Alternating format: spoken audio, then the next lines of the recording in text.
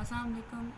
We were discussing our fourth chapter of measure of dispersion, in which first two measures range and mean division we already have been discussed. And now we will discuss our third measure of dispersion, which is variance. What is variance? Variance of the observations is defined as the mean of squares of deviations of all the observations from their mean. When it is calculated from the population, the variance is called population variance and it's denoted by sigma square. And when it is calculated from the sample based on n values, y1, y2, so on, yn is called sample variance. The population variance sigma square is defined as sigma square is equal to sum of y minus mu whole square over capital N. And sample variance आ जाएगा for ungroup data is s square is equal to sum of y minus y bar का square over N.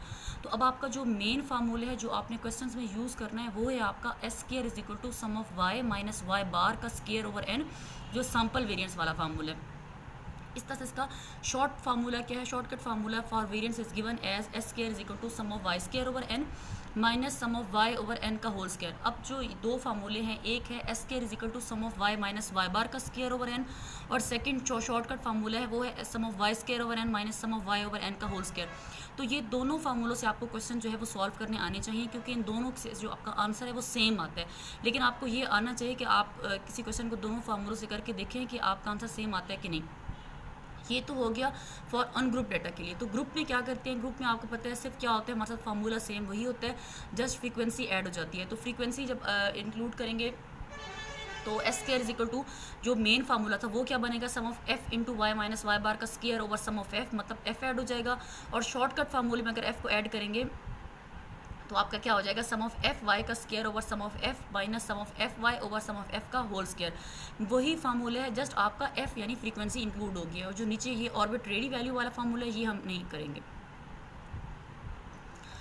अच्छा, अब आ जाते हैं merits and demerits की तरफ. Variance के मेरिट्स एंड डीमेरिट्स क्या है? The variance is based on all the observations. ये सारी वैल्यूज पे डिपेंड करता है. It is easy to calculate and simple to understand. It is affected by extreme values. अब देखिए इसका ये डीमेरिट क्या है कि अफेक्टेड बाय एक्सट्रीम वैल्यूज़. अच्छा, अब अगला हमारी जो फिफ्थ मेजर है वो है स्टैंडर्ड डेविएशन. अब वेरिएंस एंड स्टैंडर्ड डेविएशन जो है वो मोस्ट आपस में रिलेट करती हैं. क्योंकि standard deviation is defined as the positive square root of the mean of squares of the deviations of values from their mean. In other words, standard deviation is the positive square root of the variance and it is denoted by s and is given by. मतलब कि अगर आपका जो variance है उसका अगर under root ले ली जाए, मतलब पॉजिटिव स्क्वायर रूट ले लें, तो आपके पास स्टैंडर्ड डिवीजन बन जाता है. मतलब अगर आपको किसी क्वेश्चन में कहा जाए कि कैलकुलेट स्टैंडर्ड डिवीजन, तो आप क्या करेंगे, पहले वेरिएंस कैलकुलेट करेंगे, जो भी आपका आंसर आएगा उसका आप स्क्वायर रूट ले लेंगे तो आपके पास जो है वो स्टैंडर्ड डिवीजन आ जाएगा. अगर आप देखें इसके फार्मूले देखें फॉर अनग्रुप में वही वाला formula sum of y minus y bar का होल स्क्वायर ओवर एन, और उसमें अब क्या पे ऐड हो जाएगा द स्क्वायर रूट, वही वेरिएंस का फार्मूला. दूसरा शॉर्टकट मेथड था sum of y square over n minus sum of y over n का होल स्क्वायर. इस पर भी क्या हो जाएगा, द स्क्वायर रूट आ जाएगा. मीन्स के वही वेरिएंस के फार्मूलों पे जस्ट आप स्क्वायर रूट अप्लाई कर दें तो आपके पास स्टैंडर्ड डेविएशन बन जाता है. तो ये आपस में मोस्ट मेजर्स जो है वो रिलेट करती हैं. और फॉर फ्रीक्वेंसी के लिए भी वही हो जाएगा sum of f into y minus y bar का whole square over sum of f और उसका स्क्वायर रूट, और शॉर्टकट मेथड में आ जाएगा सम ऑफ एफ वाई का square over sum of f minus sum of f y over sum of f whole square का इसका भी स्क्वायर रूट. ये शॉर्टकट मेथड आप नहीं करेंगे. अच्छा, अब आप इसकी एग्जांपल देखिए. कैलकुलेट, अब ये जो मैं आपको टॉपिक पढ़ा रही हूँ ये आपको मैं बुक से पढ़ा रही हूँ. तो ये जो आप लोगों की पंजाब टेक्स्ट बुक है ना क्लास फर्स्ट की, ये सारा टॉपिक्स वहाँ पे लिखे हुए हैं. ये मैं वहीं से आपको एक्सप्लेन कर रही हूँ ताकि, क्योंकि आपने पेपर की तैयारी तो बुक से ही करनी है ना, तो आपको ये इजी हो जाए, इसलिए मैं यहाँ से करा रही हूँ.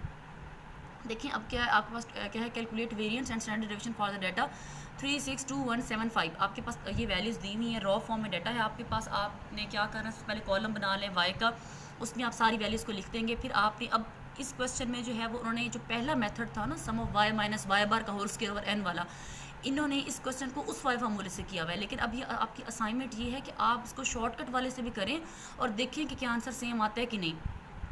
अगर इसको उस मेथड से करें पहले वाले मेथड से, तो क्या सेकंड कॉलम बनाएंगे वाई माइनस वाई बार. उसके सबसे पहले आपको क्या चाहिए, वाई बार. वाई बार क्या है, मीन. आपको पता है अनग्रुप में मीन का फार्मूला क्या होता है, sum of y over N. अब वाई वाले कॉलम को सम कर लें 24 ओवर 6, तो आंसर इस 4. अब हर वैल्यू को 4 में से माइनस करेंगे तो ये वाई माइनस वाई बार आ जाएगा.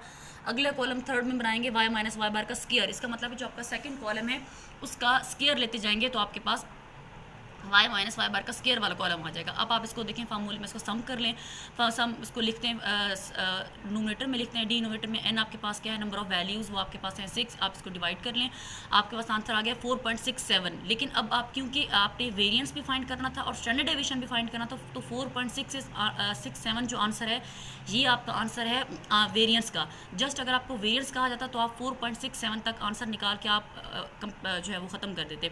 लेकिन अगर आपको कहा जाएगा कि स्टैंडर्ड डेविएशन भी फाइंड करना है आपने, तब आप देखें 4.67 का आप स्क्वायर रूट लेंगे तो आपके पास आंसर आ जाएगा 2.16। अच्छा, अगर आपके पास अब होता कॉन्टीन्यूस में देखिए, अगर आपके पास कॉन्टीन्यूस सीरीज़ में जो है वो ग्रुप फॉर्म में क्या है, आपके पास वेजेस दी हुई हैं, मतलब आपके पास क्लासेस दी हुई हैं और आपके पास फ्रीक्वेंसी दी हुई है। इसमें आप कैसे करेंगे, सबसे पहले आप वही क्या करेंगे, सबसे पहले आपने क्लासेस लिख ली, फ्रीक्वेंसी लिख ली, जो आपके पास जितने भी हमने अब तक टॉपिक्स पढ़े हैं, सबसे मेन पॉइंट होता है वाई निकालना। वाई क्या है, मिड पॉइंट है, आपने सबसे पहले मिड पॉइंट निकालना है, वो आपको मैंने पहले भी बताया है कैसे निकालते हैं, lower plus upper divide by 2, इस तरह से आप करके वाई निकाल देंगे। फिर आप एफ़ को और सेकंड कॉलम को और थर्ड कॉलम को मल्टीप्लाई करेंगे, एफ़ और वाई को। अब हमने ये थर्ड कॉलम जो है फोर्थ कॉलम जो है वो क्यों बनाया है, क्योंकि हम लोगों को चाहिए था वाई बार मीन चाहिए हमें, क्योंकि हमने हर वाई को वाई बार में से माइनस करने। और वाई बार आपको पता है ग्रुप डेटा में वाई बार क्या होता है, sum of f y over sum of f, तो इसलिए हमने ये फोर्थ कॉलम बनाया है। फिर आप अगला कॉलम बनाएंगे f into y minus y bar का होल स्क्वायर। पहले वाई को वाई बार में से माइनस करना है, फिर उसका स्क्वायर लेना है और फिर आपने उसको एफ से मल्टीप्लाई करना है।